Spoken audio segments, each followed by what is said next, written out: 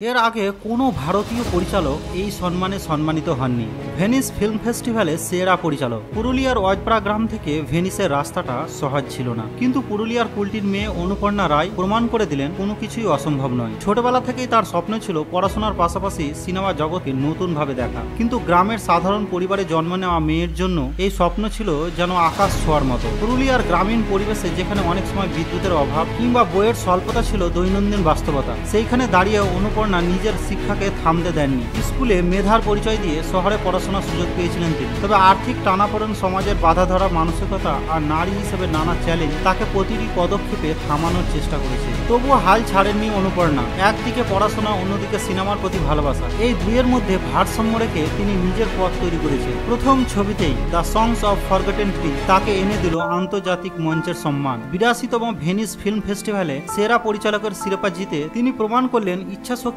থাকলে পৃথিবীর কোনো বাধাই স্বপ্নকে আটকে রাখতে পারে না। মঞ্চে যখন লাল পাড় সাদা শাড়ি পরে দাঁড়িয়েছিলেন তিনি, তখন শুধু নিজের নয়, গোটা বাংলার নারীর জয়ের প্রতীক হয়ে উঠেছিলেন। নিজের বক্তব্যে তিনি যেমন সহকর্মীদের ধন্যবাদ জানালেন, তেমনই তুলে ধরলেন মানবতার বার্তা, প্যালেস্তাইনের শিশুদের অধিকারের কথা। অনুপর্ণার এই সাফল্যের কাহিনী আমাদের শেখায়, গ্রাম থেকে শহর, শহর থেকে বিশ্বমঞ্চ, স্বপ্ন পূরণের যাত্রা কখনোই সহজ নয়, কিন্তু দৃঢ় সংকল্প, অধ্যবসায় আর লড়াই করার মানসিকতা থাকলে অসম্ভব সম্ভব হয়। তার কাহিনী আজ বাংলার প্রতিটি মেয়ের জন্য প্রেরণার আলো।